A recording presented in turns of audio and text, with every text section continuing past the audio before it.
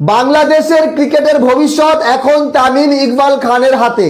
তামিম ইকবাল খান, captain Tamim Iqbal খান, তিনি যখন বাংলাদেশের ক্যাপ্টেন ছিলেন সেই সময় বাংলাদেশের জাতীয় দল অনেক সফলতা পেয়েছিল।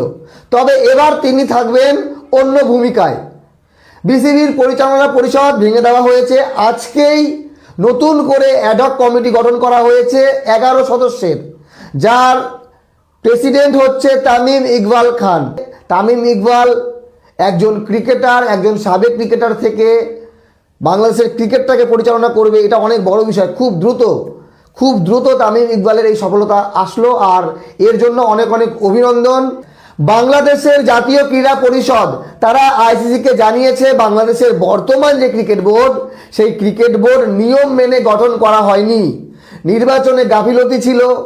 বর্তমান president, x president Aminul Islam বুলবুল, তিনি ক্ষমতার অপব্যবহার করেছেন। এমনকি টি-20 বিশ্বকাপে যে কন্ট্রোভার্সি, সেটাকে ঠিকমতো এই ক্রিকেট বোর্ড হ্যান্ডেলই করতে পারেনি। তো প্রশ্ন হলো, তামিম ইকবাল খান আসার পর বাংলাদেশ ক্রিকেটে কি কি পরিবর্তন হতে পারে? আমরা অনেক অনিয়ম দেখেছি গত 3 বছরে।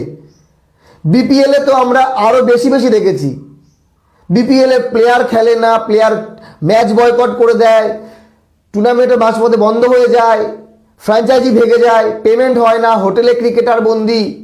এগুলো সামাল দিতে একটু হিমশিম খেয়েছিল বাংলাদেশের ক্রিকেট বোর্ড। তবে 2012 সালে বিসিবির সাবেক প্রেসিডেন্ট নাজমুল হাসান পাপন অক্টোবর মাসের 2012-তে তিনি দায়িত্ব নেন বাংলাদেশ ক্রিকেট বোর্ডের, এবং 2024 টানা 12 বছর তিনি বাংলাদেশ ক্রিকেটকে চালিয়েছেন।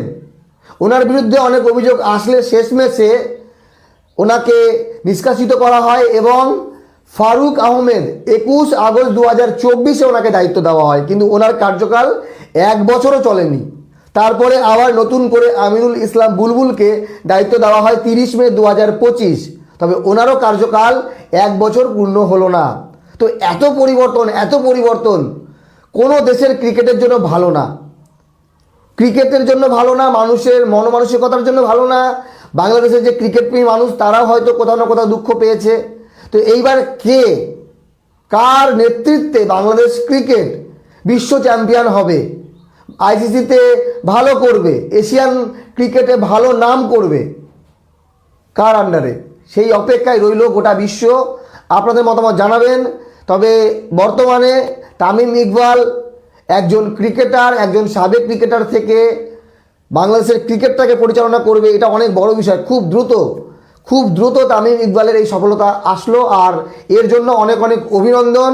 তামিম ইকবাল খান, ওনার নেতৃত্বে বাংলাদেশের জাতীয় দল যেমন ভালো হয়েছিল, ভালো করেছিল, সেই রকম ওনার পরিচালনায় বাংলাদেশ ক্রিকেট যেন আরও উন্নতি পায়। ভালো থাকবেন সবাই, ধন্যবাদ।